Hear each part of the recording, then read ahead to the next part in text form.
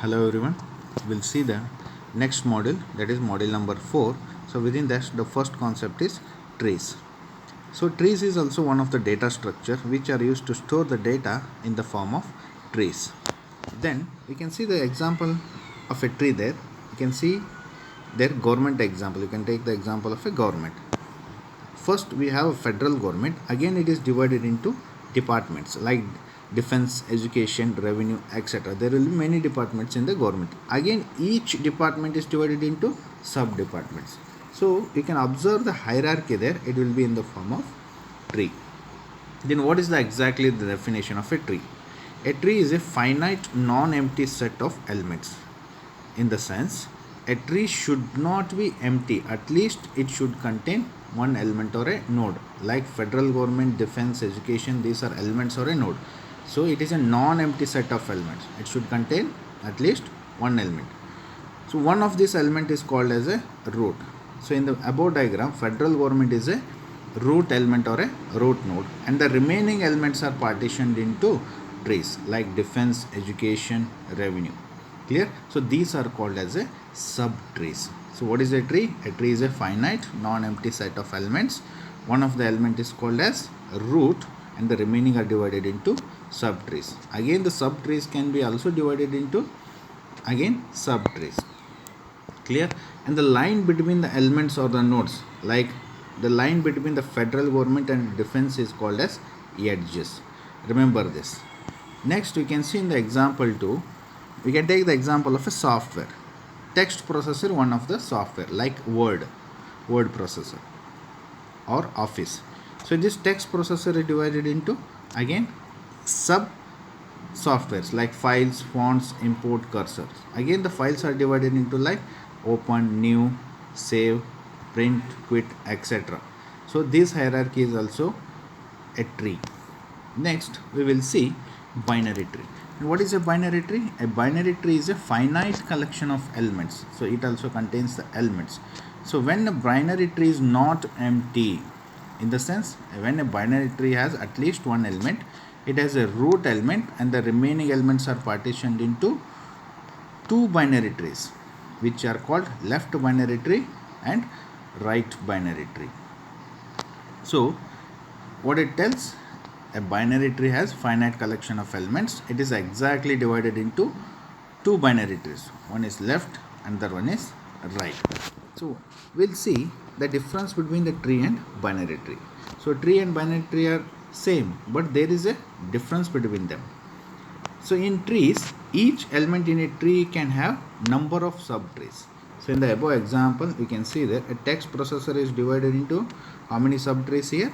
4 subtrees. But what about binary tree? Each element in a binary tree has exactly 2 subtrees. So what it says?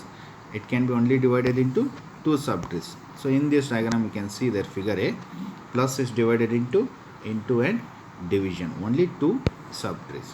Then what is the next difference?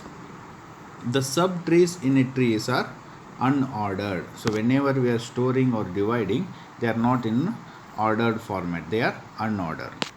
In binary trees, the subtrees of each element in a binary tree are ordered. So divided or they are stored in the ordered manner. Trees cannot be empty. I told you in the previous only that trees must contain at least one element. Binary trees can be empty. So note this point. Trees cannot be empty, whereas binary tree can be empty. So in the below diagram, we can see some of the examples of the binary trees. You can see in the figure A, B and C. Each are divided into exactly 2 subtrees, not more than 2 subtrees. Now we will see the properties of the binary tree. The first property. Whenever we are drawing of every binary tree with n elements, in the sense number of nodes in a tree, if n is greater than 0, has exactly n minus 1 edges. So I told you already, the line between the nodes or elements is called as edges. So come to figure A. So how many elements are present here? Total 7 elements. Clear? Like plus into division A, B, C, D. So these are totally 7 nodes or 7 elements. That is nothing but n equal to 7. So how many edges should be present there? N minus 1, in the sense 7 minus 1 equal to 6. You can observe in the diagram there are exactly 6 edges. So this is property 1. So what is the second property? A binary tree of height h, when h is greater than or equal to 0, has at least h and at most 2h minus 1 elements in it. So height of a binary tree. In the figure A, you can see what is the height of a binary tree here?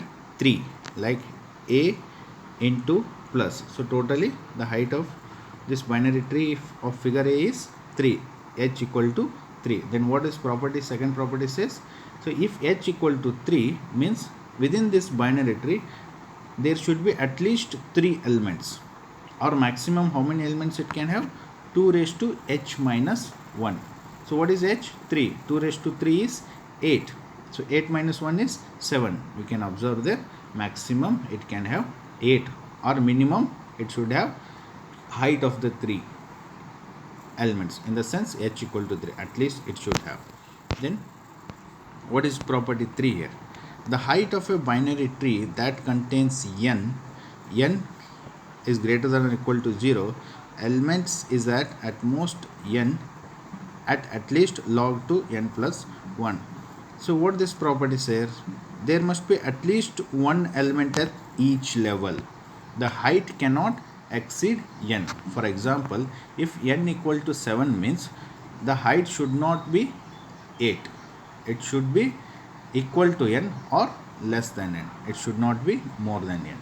Clear? So in the above figure A, so how many elements are here? 7 elements. Height is 3, but height should not cross more than 7. So that is property 3. Then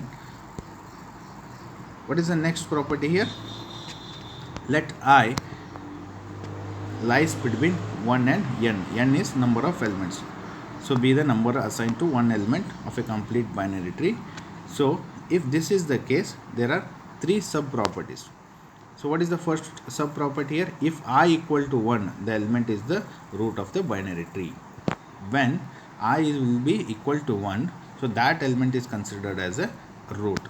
Or if I is greater than 1, then the parent of that element has assigned the number I divided by 2. So when I equal to 1, that is the root element. When I is greater than 1, the parent of that element will be half of that.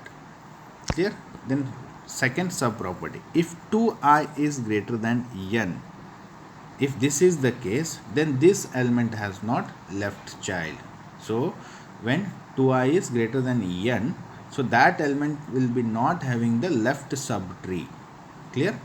Then third property, if 2i plus 1 is greater than 1, means that element will be not having the right subtree.